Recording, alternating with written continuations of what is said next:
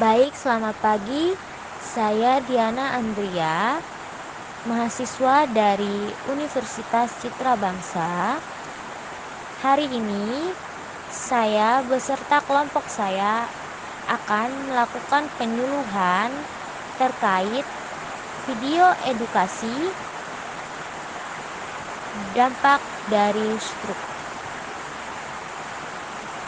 Pokok pembahasan pada pagi hari ini, yang pertama pengertian stroke, yang kedua jenis stroke, yang ketiga penyebab stroke, yang keempat tanda dan gejala stroke, yang kelima akibat stroke, dan yang keenam pencegahan stroke.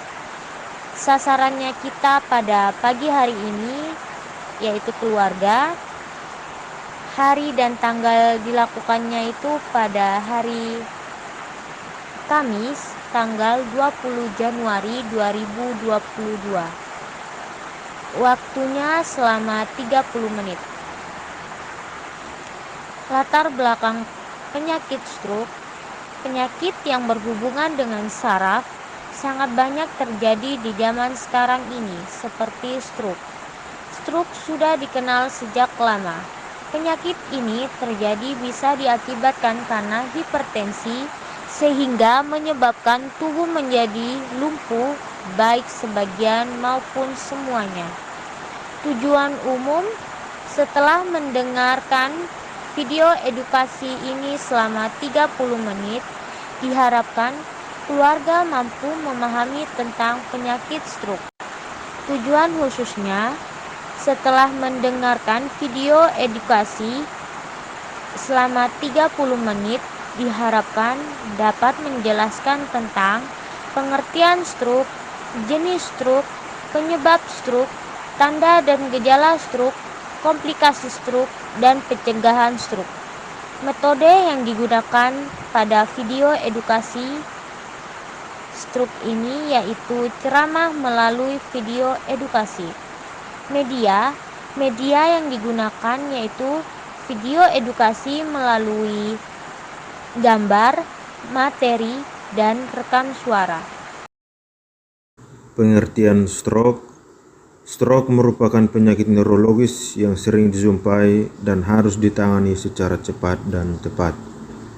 Menurut WHO, stroke adalah adanya tanda-tanda klinik yang berkembang cepat akibat gangguan fungsi otak vokal atau global dengan gejala-gejala yang berlangsung selama 24 jam atau lebih, yang menyebabkan kematian tanpa adanya penyebab lain yang jelas selain vaskuler.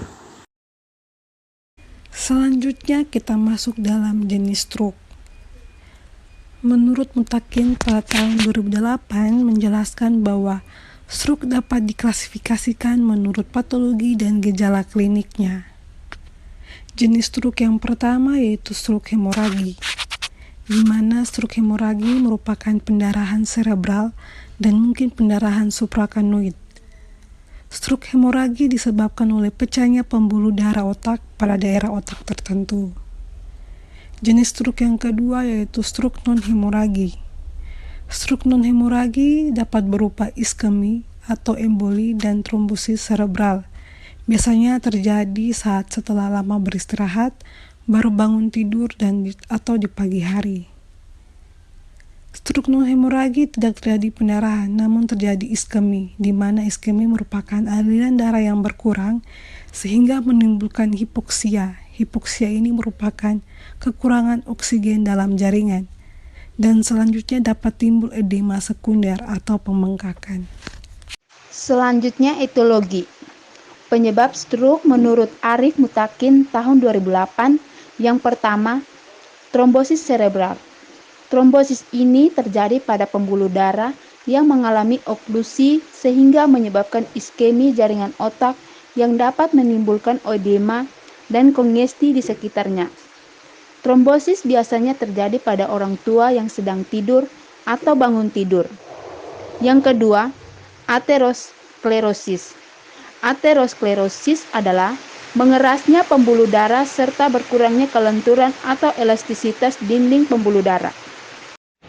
Baik, selanjutnya saya akan menjelaskan tentang etiologi. Yang ketiga, emboli. Emboli serebral merupakan penyumbatan pembuluh darah otak oleh bekuan darah, lemak, dan udara. Yang keempat, faktor risiko. Usia, jenis kelamin, ras atau suku bangsa, genetik, hipertensi, diabetes mellitus, kolesterol tinggi, obesitas, minuman alkohol. Selanjutnya, manifestasi klinis dari stroke. Itu yang pertama, stroke menyebabkan defisit neurologik, bergantung pada lokasi lesi atau pembuluh darah mana yang tersumbat, ukuran area yang perfusinya tidak adekuat, dan jumlah aliran darah kolateral. Stroke akan meninggalkan gejala sisa karena fungsi otak tidak akan membaik sepenuhnya. Yang kedua, kelumpuhan pada salah satu sisi tubuh. Yang ketiga, lumpuh pada salah satu sisi wajah atau anggota badan yang timbul secara mendadak. Yang keempat, tonus otot lemah atau kaku. Yang kelima, menurun atau hilangnya rasa.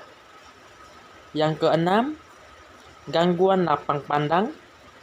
Dan yang ketujuh, mual, muntah atau nyeri kepala. Jika Anda menduga seseorang mengalami tanda-tanda stroke, Anda bisa melakukan tes face sebagai berikut. Yang pertama, facial dropping atau wajah terkulai, yaitu dengan dapat melihat apakah orang tersebut bisa tersenyum dan melihat apakah mulut atau matanya terkulai. Yang kedua, arm weakness atau lengan yang lemah, yaitu dengan memeriksa apakah orang itu bisa mengangkat kedua tangannya atau tidak.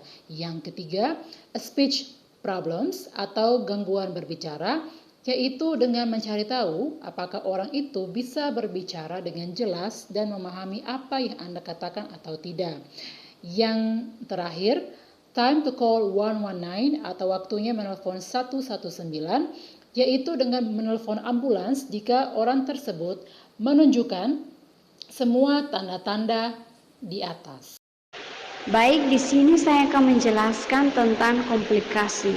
Komplikasi yang dialami pada pasien stroke ada 4. Yang pertama, berhubungan dengan imobilisasi, yaitu infeksi pernafasan, nyeri pada daerah tertekan, konstipasi, dan tromboflebitis. Yang kedua, berhubungan dengan paralisis, yaitu nyeri pada daerah punggung, dislokasi sendi, deformitas, dan terjatuh. Yang ketiga, berhubungan dengan kerusakan otak, yaitu epilepsi dan sakit kepala. Yang keempat, hidrosefalus. Selanjutnya, pencegahan stroke. Yang pertama, konsumsi makanan sehat. Yang kedua, kurangi kolesterol jahat. Yang ketiga, kurangi konsumsi garam. Yang keempat, hindari kebiasaan buruk seperti merokok dan minum alkohol. Yang kelima, hidup aktif dan olahraga yang teratur. Dan yang keenam, banyak minum air putih.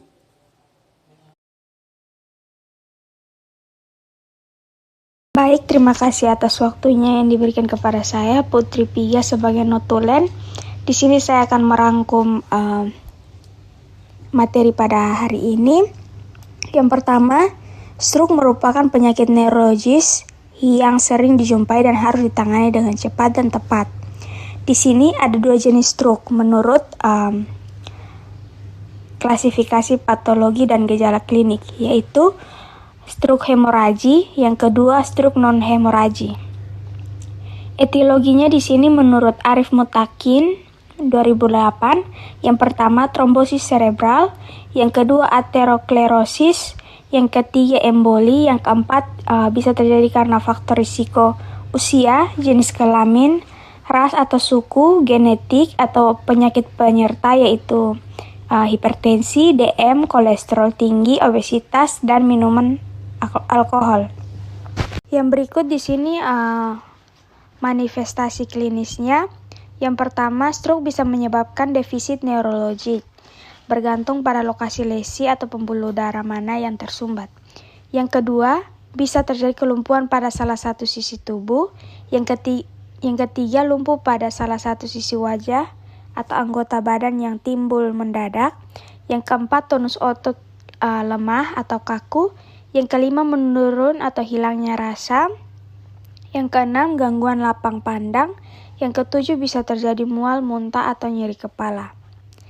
Jika Anda menduga seseorang mengalami tanda-tanda stroke, tes FAST bisa dilakukan dengan cara yang pertama. F itu facial dropping atau wajah terkulai, yaitu dengan dapat melihat apa orang tersebut bisa tersenyum dan melihat apakah mulut atau matanya terkulai. Yang kedua, A atau arm weakness atau lengan yang lemah, yaitu dengan memeriksa apakah orang itu bisa mengangkat kedua tangannya. Yang ketiga, S, speech problems atau gangguan berbicara, yaitu dengan mencari tahu apakah orang itu bisa berbicara dengan jelas dan memahami apa yang Anda katakan. Yang keempat, T, time to call 119 atau waktunya menelpon 119, yaitu dengan menelpon ambulans jika orang tersebut menunjukkan semua tanda-tanda di atas.